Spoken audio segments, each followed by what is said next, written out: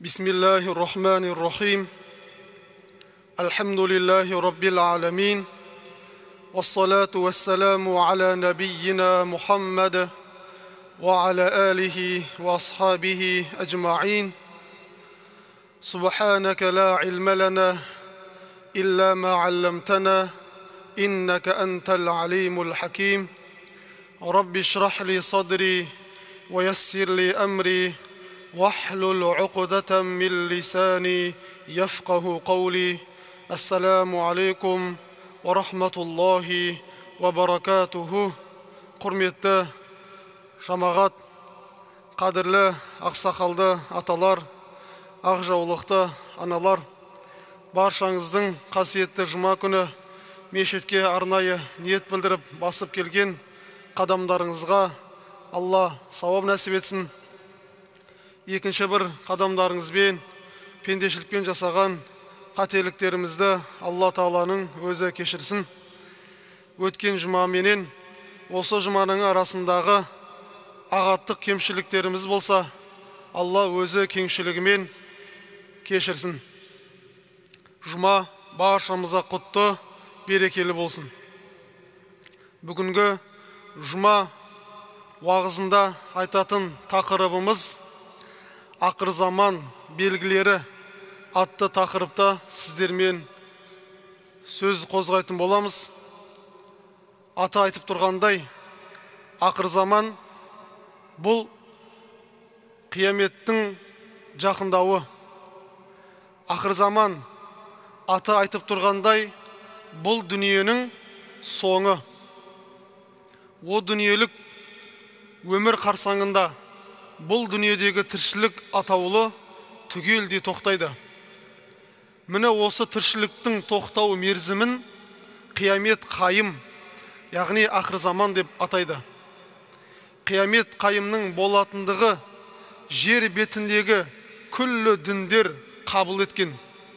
Өйткені әлемдердің Раббысы Алла Субханаху ва Тағала ерте ме кеш пе қиямет қайымды болдыратындығы ол даусыз. Осыған қатысты қасиетті Құр'ан аятында Хадж сүресінің 1-2 аятында Алла Тағала былай деген: Аузу биллахи минеш шайтанир раджим. Я айюхан нас иттақу раббакум. Ва адамдар, Алладан лайықты түрде қорқып тағзым етіңіздер. Инна зәлзәләті саати шайун азим. Арасында қияметтің сілкінісі ол алапат құбылыс. Тараунаха тазхалу күллу мурдиатин амма ардаат. Сол күні бала емізетін әр ананың қатты қорыққаннан баласын ұмытқанын, әрбір жүкті әйелдің және буаз жануардың іш тастағанын көресің. Тадау күллу зәтин хамлин хамлаха ва таран наса сукара. Сондай-ақ адамдардың бәрі ес түсінен айырылып, теңселіп, мас күйде көресіңдер. Ва ма хум бисукара. Олар расында мас емес. Валакин азабаллахи шадид. Алайда Алланың азабы тым қатты дейді. Міне осы аятқа біз зер салып қарасақ, Алла Тағала барлық адамзатқа түгелдей пәрменін, үкімін беріп отыр. Алланың әмірін орындап, тыйымдарынан тыйылып, және бағынып, азабынан қорқыңдар деп Алла өзіне құлшылық етуге шақырып, болашақтағы ең ауыр күн қиямет қайымнан қорқыңыздар. Өйткені ол күні ауырлығы соншалықты жүкті әйелдің өзі немесе буаз жануардың өзі тастап қойып, адамдарды мас күйінде көресің. Негізінде олар мас емес, бірақ алайда сол күннің қорқынышынан олар есеңгіреп, абылжып, не істерлерін білмей теңселіп қалады деп отыр. Алла елшісі, оған Алланың салауаты менен сәлемі болсын, ардақты пайғамбарымыз өзінің хадисінде былай дейді: «Анна ражулан саалан набия саллаллаху алейхи ва саллам». Бір күні Алла елшісіне бір кісі келіп былай деп сұрақ қояды: «Мата саату я Расулаллах». Ва Алланың елшісі, қиямет қайым қашан орнайды? Сонда пайғамбарымыз: «Ма а'татта лаха». Сен қияметтің қашан орнайтынын сұрайтындай оған не нәрсені дайындадың? Ол кісі жауап беріп жатыр: «Ма а'татту лаха мин касири салатин вала саумин вала садақа». Ва Алланың елшісі, ол қиямет қайымға дайындаған көп намазым да жоқ, көп ұстаған оразам да жоқ, көп берген садақам да жоқ. «Валакинна ухиббуллаха ва расула». Бірақ та мен Алла менен оның елшісін жақсы көрдім дейді.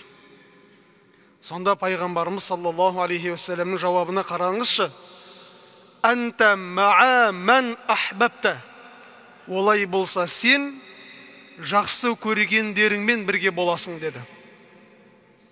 Қарап отырсақ, осы хадисте бірнеше біз маңызды нүктелерді атап өтуімізге болады. Адам баласы бұл дүниеде қияметтің қашан болатындығының сұрауының еш қажеті жоқ деген сөз. Өйткені ол нәрсе үшін біз сұралынбаймыз. Ол нәрсе бізге міндет етілмеген. Екіншіден, қиямет қайымдағы дәрежеңіздің жоғары болуының бірден бір көрінісі әуелі Алланы, одан кейін оның елшісін жақсы көруіңіз. Сонда ғана сіз ертең қияметте жақсы көргендеріңізбен бірге тірілесіз. Ал сіз Алланың елшісін жақсы көріп, соған шынайы соңынан ілесіп жүрген болсаңыз, сізден артық бақытты жан жоқ бұл дүниеде.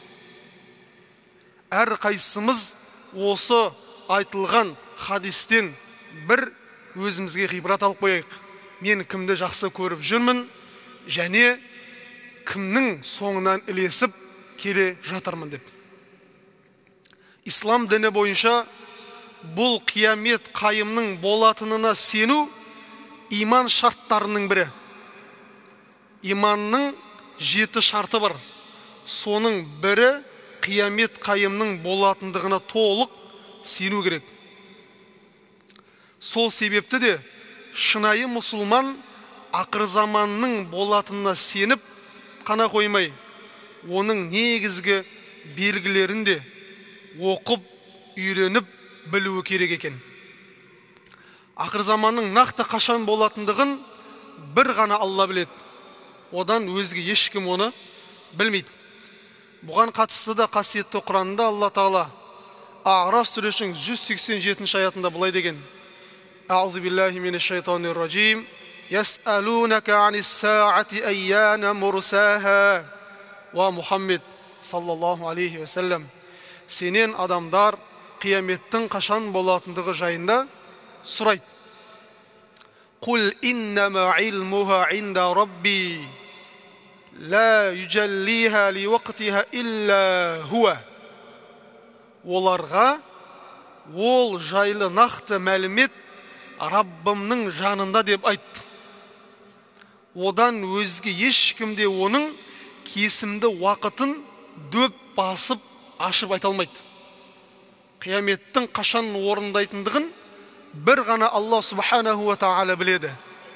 Одан өзге ешқандай жаратылыс, тіпті ең Аллаға жақын болған періштелер, немесе біздердің арамыздан таңдалған пайғамбарлардың өзі қияметтің анық дөп басып қашан болатындығын біле алмайды екен.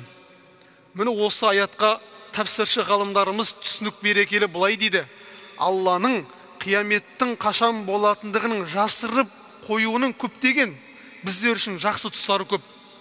Біріншіден, қияметтің қашан болатындығын білсек, бұл дүниенің емтихан екендігінен ешқандай мән қалмайды. Немесе адам қашан қияметтің болатындығын білсе, сол күнге туырлап құлшылығын реттеп жүруі мүмкін. Олай болса, бұл дүниедегі Алланың бүкіл міндеттері, бүкіл үкімдерінің орындауда ешқандай бір мән, мағына болмайды екен. Міне осы тұста қияметтің ғалымдар үлкен және кіші белгілерін біздерге айтып кеткен. Алла елшісі саллаллаху алейхи уассалам өзінің хадистерінде қияметтің қашан болатындығын анық білмейтіндігін айтты. Сонымен қатар сол қияметтің қашан болатындығын білмесек те, сол қияметтің болатындығына жақын қалатын кейбір белгілерді де атап кетті. Оны ғалымдарымыз кіші белгілер және үлкен белгілер деп екі топқа бөліп, арасын ажыратып, қазақша айтқан кезде соқыр адамға таяқ ұстатқандай анық ашық барлығын көрсетіп кетті. Олай болса, біз қияметтің кіші белгілерінің бірнешеуіне тоқталып өтсек, ең әуелі пайғамбарымыздың саллаллаху алейхи уассаламның жер бетіне жіберілуі ақыр заманның белгісі екен. Құрметті жамағат, Алла елшісінің осыдан 1445 жыл бұрын келген, пайғамбар болып жіберілген Алла елшісінің өзі келуі қияметтің бір белгісі екен. Бұған дәлел ретінде пайғамбарымыздың өзінің айтқан сөзін оқып өтсек, Алла елшісі, оған Алланың салауаты мен сәлемі болсын, бұлай дейді: «Бу'исту ана ва са'ата кахазайни мин хазихи, ау бихатайни, ва қарана байна саббабати вал уста». Мені мен қиямет бірге жіберілдік.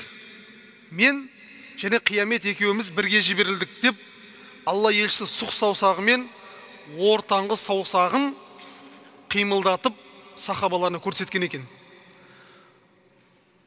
Ғалымдарымыз айтады, бұл екі саусақты көрсетуіндегі мақсаты дейді, екеуі өте бір-біріне тығыз әрі жақын тұр. Демек, Алла елшісі мен қияметтің арасы өте жақын деген сөз. Бұл да бір қияметтің кіші белгілерінің бірі екен. Екінші, қияметтің кіші белгісінің бірі жер бетінде ілімнің азайып, сауатсыздықтың көбейіп кетуі. Бұған қатысты Алла елшісі, оған Алланың салауаты мен сәлемі болсын, Анас ибн Маликтен жеткен хадисте бұлай дейді: «Инна мин ашрати саа». Расында қияметтің белгілерінің бірі «Ан юрфа'ал илму ва ясбутул джахлу».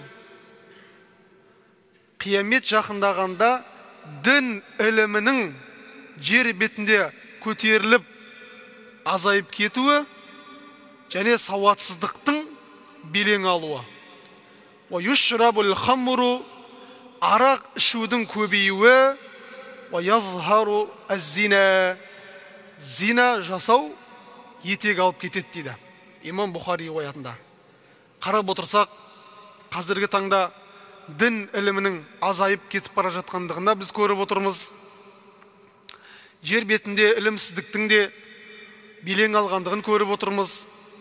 Тіптен келгенде мынау қоғам арасында Алланың арам еткен ішімдігінің өзі қатты белең алып, құдды бір адамдар соны қазір адал деп насихаттап та жатқандығын көріп жатырмыз.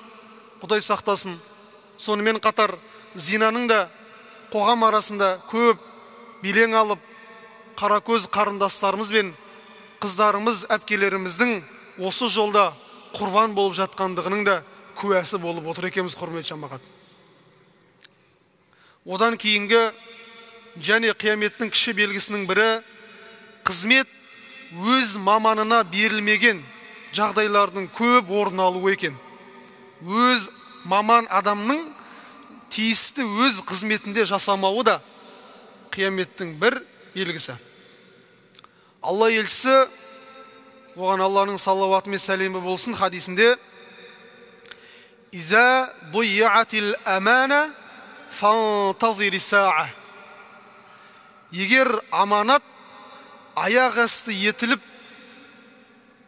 өз тиісті мамандарына тапсырылмаған кезде қияметті күте беріңіздер. Сонда бұны естіген бір сахаба пайғамбарымызға: "Кайфа идаатуха я Расулаллах?" Ва Алланың елшісі, мұны қалай түсінсек болады деп сұрақ қойды. Алланың елшісі, ардақты пайғамбарымыз саллаллаху алейхи вассалам былай деп жауап берді: "Иза уснидал амру иля гайри ахлихи фантазири саа." Қызмет өз маманына берілмеген кезде қияметті күте беріңдер деді. Бұл да бір жоғарыдағы айтып өткен жағдай қияметтің кіші белгісінің бірі екен. Біз білейік, бұл қияметтің белгісін біліп жүру, ол біз үшін де өте маңызды болмақ. Өйткені неге? Біз қияметтің қашан анық болатындығын дөп басып біле алмайды екенбіз. Алайда хадистерге негізделе отырып, сол қияметтің қашан немесе жақын қалғандығын білу үшін осындай белгілерді де оқып, біліп, жүрегімізге жат қылып, құлшылығымызды одан ары қарай күшті, ықыласты жасауымызға бұл жәрдем береді екен. Ал енді осы тұста қияметтің үлкен белгілеріне тоқталып кетсек. Енді қияметтің кіші белгілері жайында өте көптеген хадистер бар. Оны айту үшін таңдарды аттырып, кештерді баттырып оқуға әрине болады. Бірақ енді уақыттың тығыздығына байланысты қияметтің де үлкен белгілерін осы бір тұста айтып өтуді жөн көріп отырмыз. Сахаба Хузайфа ибн Асид әл-Ғифари, Алла оған разы болсын, былай дейді: "Иттала'ан набий саллаллаху алейхи ва саллям алейна ва нахну натазакару." Бір күні біз сахабалар болып, топталып, жиналып, әңгіме дүкен құрып отыр едік. Кенеттен бізге пайғамбарымыз келді. Сосын былай деді: "Ма тазакаруна?" Не сөйлесіп отырсыңдар, ей сахабаларым, деп сұрақ қойды. Сахабалар жауап берді: "Назкуру саа." Ва Алланың елшісі, біз қияметті еске түсіріп отырмыз. Қиямет жайлы бір-бірімізге насихат айтып, сөз қозғап отырмыз деді. Сонда пайғамбарымыз: "Иннаха лан тақуму хатта тарауна қаблаха 10 аятин." Олай болса, қиямет 10 үлкен белгі көрінбейінше орын алмайды деп, қияметтің үлкен белгісін пайғамбарымыз саллаллаху алейхи вассалам өз тілімен сол жердегі сахабаларына, одан қалды біздерге белгілерін айтып кетті. Соның біріншісі фазакара ад-духан, тұман түтіннің болуы. Вад-даджал, даджалдың шығуы. Вад-дабба, жер құбыжығының шығуы. Ватулу аш-шамси мин мағрибиха, күнделікті жарқырап шығыстан шыққан күннің батыстан шығуы. Ванузулу Иса ибн Марьям алейхиссалам, Марьям ұлы Иса пайғамбардың көктен түсуі. Ва яджужа ва маджужа, және яжуж және мәжуждың келуі. Ва саласати хусуфин, хасфун бил машриқ, ва хасфун бил мағриб, ва хасфун би жазиратил араб. Сондай-ақ шығыс жақтан шыққан бір жердің шөгуі, батыс жақтағы бір жердің шөгуі, араб түбегіндегі бір жердің шөгуі деді. Және ва ахиру залика нар тахруджу минал Йемен татруду наса иля махшарихим. Ең соңғысы, 10-шысы, Йемен жеріндегі Әден деген жазықтан, ең шалғайынан бір оттың шығуы. Ол от барлық жерді өртеп, отырып адамдарды махшарға дейін алып барады деп жауап берді имам Муслим риуаятында. Міне осы жоғарыда атап өткен 10 белгі қияметтің ең үлкен белгісі болып есептелген. Міне осы 10 белгінің біреуі егер орын алса, артынша барлығы бірденен лезде орындалады. Оған қатысты ғалымдардың арасында көптеген пікір бар. Пайғамбарымыздың өзінің хадисінде айтып кеткендей, үлкен белгілері жібі үзген моншақ сияқты төгіледі деген хадисте. Екінші риуаятта пайғамбарымыз саллаллаху алейхи уассалам үлкен белгілер бірінің артынан бірі шығады, олар тізбектегі моншақтардай бірінен кейін бірі келеді деген. Қарап отырсақ, осы айтылған 10 белгі егер біреуі жер бетінде көрінетін болса, онда артынша барлығы бірденен жүзеге асады деген сөз. Ендеше міне осы хадисте айтылып өткен 10 белгіні жеке-жеке тоқталып, түсіндіріп кетуге тырысайық иншалла. Біріншісі жаңағы тұманның пайда болуы. Бұған қатысты қасиетті Құранда Алла Тағала арнайы сол Духан деген сүре бар, түтін деп аталатын. Сол сүренің алғашқы аяттарында былай дейді: Фартақиб яума таъти ас-самаъу бидуханин мубин яхша ан-наса хаза азабун алим. Садақаллахул азим. Ва Мұхаммед саллаллаху алейхи ва саллям, олай болса, көктен анық қою түтін шығатын күнді күте бер. Яғни қияметті дайындала бер. Адамдардың бәрін жаппай басып қалатын түтін, сонда олар бұл неткен жан төзіксіз азап еді деп айтады екен. Яғни бұл түтін кейбір риуаяттарда 40 күндей тұрады дейді. Оны ескеген адамның бәрі ауруға шалдығады дейді, тек қана иман келтірген мұсылмандардан басқасы деп сондай риуаяттарда түсіндіреді. Екінші үлкен белгісі Даджалдың шығуы. Бұл ең ауыр сынақтардың бірі Даджал деген. Бұл мәселеге қатысты пайғамбарымыз өзінің хадисінде адамның жаратылуы мен қияметтің басталуының арасында Даджалдың келуінен үлкен оқиға жоқ деп, бұл Даджалдың келуін ең үлкен ауыр сынақ ретінде түсіндіріп кеткен екен. Бұл Даджалдың мағынасы барып тұрған кәззаб, өтірікші, жалғаншы деген мағынаны береді. Әл-Масих Даджал деп Масих деген сөздің қосылуы, Масих деген сүрту. Яғни деректерде ол сүртіп бір көзбен қалғандығын айтады. Екі көзі болса, бір көзін сүртіп, соқыр болып, бір көзбен қалғандығын айтады.